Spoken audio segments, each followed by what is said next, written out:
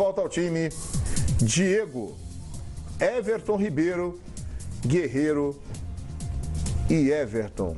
É praticamente o time que jogou com o Corinthians. Um duelo de goleiros para a seleção brasileira. Vanderlei contra Diego Alves. Os dois podem estar na Lembra quando Copa? Teve, acho que Santos e Atlético Paranaense na Libertadores, a gente falou, né? Um duelo, Everton contra Vanderlei. Quem pode ir para a seleção? E ali o Everton foi muito mal, né? Acabou falhando.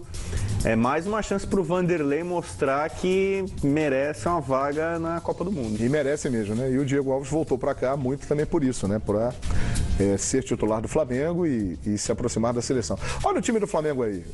A novidade é o Willian Arão, né? O Willian Arão retoma a condição, né? Eu ouvi uma sonora do Zé Ricardo logo após o jogo contra o Corinthians e ele falou em alto e bom tom que mudou o esquema, né? A entrada do Ilharão passou o Flamengo de um 4-2-3-1 para um 4-1-4-1. E isso o agradou muito porque tinha boa saída de velocidade pelo lado com o Ilharão. Então, qualifica o meio-campo, né? Com saída, com bola nos pés, mas é preciso... tanto o Everton quanto o Everton Ribeiro, eles também se movimentarem para dar opções para o Diego. Acho que o Diego está muito preso no meio do campo. No meio, pragmático ali, tendo que tocar só de lado, quando na verdade ele tem qualidade para fazer passes que colocam os seus companheiros frente a frente com o goleiro adversário. Então, assim, se ficar estáticos, os jogadores que jogam mais à frente, pode ter dificuldade do Flamengo. Mas se tiverem uma movimentação constante e confundirem a defesa do Santos, que tem uma certa dificuldade,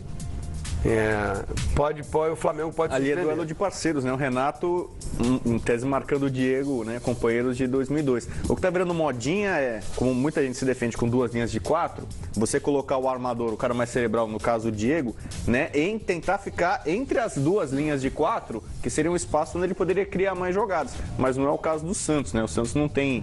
Você vê o Santos, por exemplo, a gente vê o Botafogo ali, o Santos é um time muito mais ofensivo, né? Um time muito mais... Mas contra o Grêmio, por exemplo, ficou todo lá atrás, né? Fez um 4-5-1 ali, trancadinho, quase não saiu, mas aí vai jogar em casa. A questão do Flamengo, essa mudança que o Zé Ricardo fez no intervalo, fez diante das circunstâncias do jogo. Estava perdendo o jogo fora de casa para o Corinthians e precisava ir para o jogo. E fez por 45 minutos. Será que sustenta 90 minutos jogando dentro do campo do adversário? É claro que ele pode mudar no intervalo e voltar atrás se o Flamengo conseguir um bom resultado no primeiro tempo. Mas a questão da saída do Willian Arão do time, um pouco mais atrás, para mim tem a ver com a entrada do Everton Ribeiro e a perda da capacidade de marcação daquela linha ali. Então ele reforçou com o Cuéllar. Não sei se ele vai para o jogo já de início para o Santos para bater de frente, com só o Márcio Araújo à frente da zaga e todo mundo lá dentro, né? Não sei. Mas tem uma coisa que você não precisa mudar o sistema. Eu acho que o Willian não saiu do time por causa da questão tática, mas saiu também porque ele estava tecnicamente mal. Foi o pior momento dele no Flamengo. Eu tenho uma, não sei se é exatamente isso, mas a minha interpretação é exatamente em função disso. Porque a grande virtude do Arão nunca foi ser exatamente volante, ser o homem que aparece na área, que se infiltra. Mas esse é com o Diego e Everton Ribeiro, ele não tinha mais essa liberdade para chegar. Ele teve que ficar mais preso. E como volante, ele não tem essa capacidade. Eu acho que... Por isso entra o Cuéllar. Então, diante da necessidade de ser mais ofensivo, ele coloca o Willian Arão.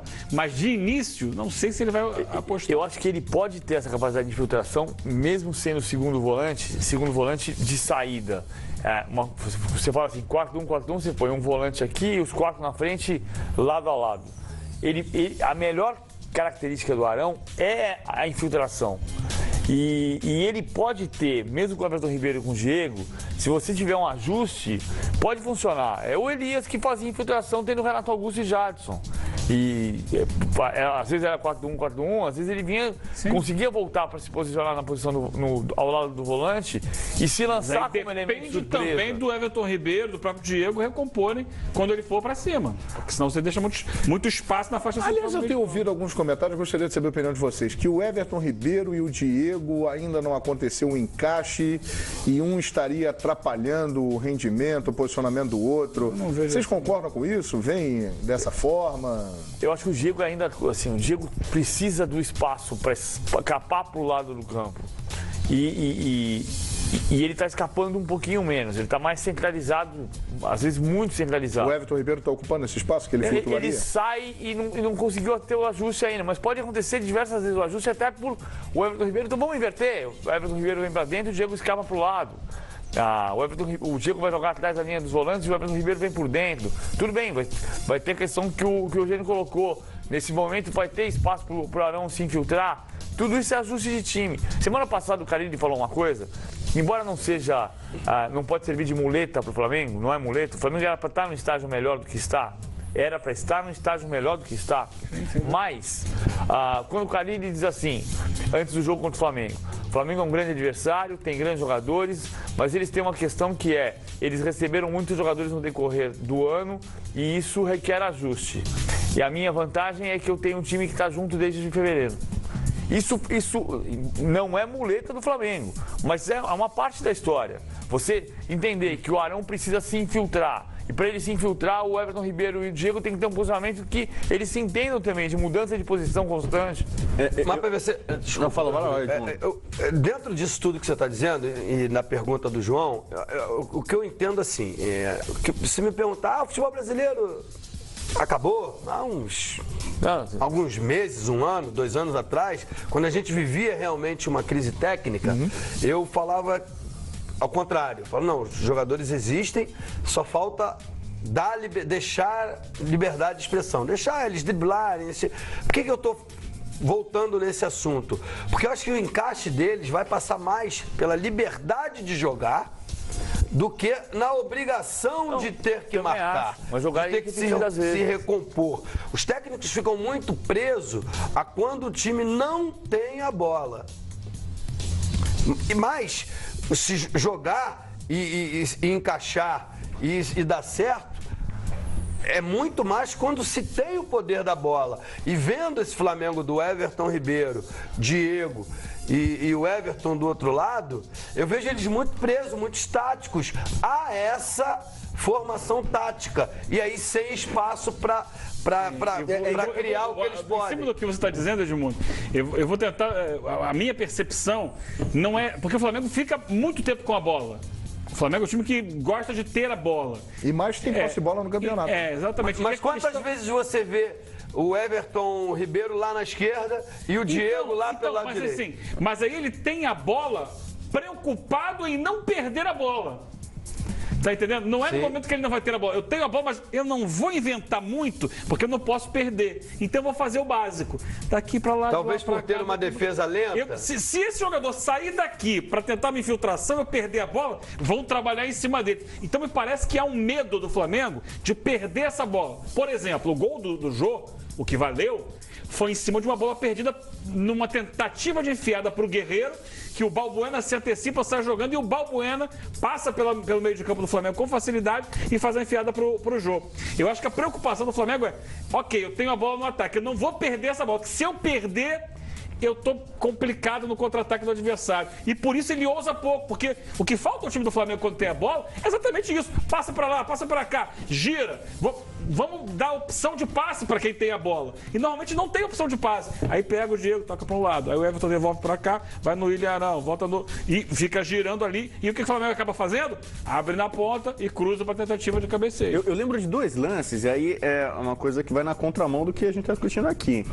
Eu lembro o gol do Diego contra o São Paulo. Momentos em que o Diego foi quase centroavante. Troca de passes entre Everton Ribeiro, participação do Guerreiro e finalização do Diego. O gol que o Diego perdeu contra o Corinthians, né, que foi uma linda jogada, uma jogada belíssima do Flamengo, e o Diego acabou... São momentos... O que o Diego tá fazendo ali? Sim, ele não era para ser o Guerreiro? Você tem razão, mas são lampejos. Assim, o que o torcedor do Flamengo, que a gente está discutindo aqui, é que isso aconteça com mais frequência. Mas eu falei, então, por exemplo, a troca de posição, o Everton Ribeiro, às vezes, vendo centralizado, eu tô lembrando muito do gol contra o São Paulo, que o Diego fez. O Guerreiro dando um passe, né, ele saindo da área, deixando o centroavante, e o Diego se infiltrando, Isso é o melhor que a gente tem visto do Flamengo em alguns jogos recentes, como foi no lance em que o Diego perdeu o gol contra o Corinthians. Né? Até o Diego Guerreiro saindo da área. E o Diego até na entrevista ele falou assim, fundamental que às vezes não é tão eu acionado. falhei dessa vez, mas eu, por exemplo, nem sempre tenho falhado e espero repetir outras vezes esse tipo de jogada. É essa situação. Ele chegar naquela condição para finalizar. Então eu acho que o Everton Ribeiro e o Diego funcionam muito bem, se entendem muito bem e o Diego pode lucrar com isso, inclusive fazendo mais gols, sendo um cara com mais chegada à área, como ele fazia na época que ele era garoto. Né? Hoje ele não é mais garoto, né? Mas na época do Diego e Robinho do Santos, o Diego chegava frequentemente, finalizava muito dentro da área. Não só criava, dava passes, como a gente viu ali no primeiro gol do Berril contra o Santos, a assistência que ele dá. Acho que com o Everton Ribeiro, o Diego também tem possibilidade muitas vezes de chegar à área para finalizar. Esse jogo é espetacular porque é a briga mais direta dessa rodada, né? Você vê ali, se o Flamengo vencer, ele ultrapassa o Santos. Se o Santos vencer, ele já abre 5 pontos em relação ao Flamengo. Você diria que é um jogo de 6 pontos? Passar o Grêmio. Grande jogo de 6 pontos. Pensar em... Mas é a briga direta mais intensa dessa rodada. E o Flamengo, por estar abaixo na classificação, tem uma pressão maior ali. É o que eu falei ontem, assim, diferente do jogo da semana passada na Vila Belmiro, hoje o Flamengo não pode perder. Perder na semana passada causou um mal-estar, uma turbulência, um problema, mas o Flamengo, nesse jogo, ele não pode perder, porque ele pode ficar, ele pode ser ultrapassado pelo Sport. Então, usando as suas palavras, empatar seria perder uma rodada. Exatamente. Ele perde uma rodada porque ele pode perder, no mínimo ele mantém a diferença para o Corinthians e perde uma posição. Se eu fosse o Tite, o técnico da seleção, o Tite gosta de ver jogo em loco, eu iria nesse jogo, Santos e Flamengo, no lugar de ir no Atlético e Corinthians.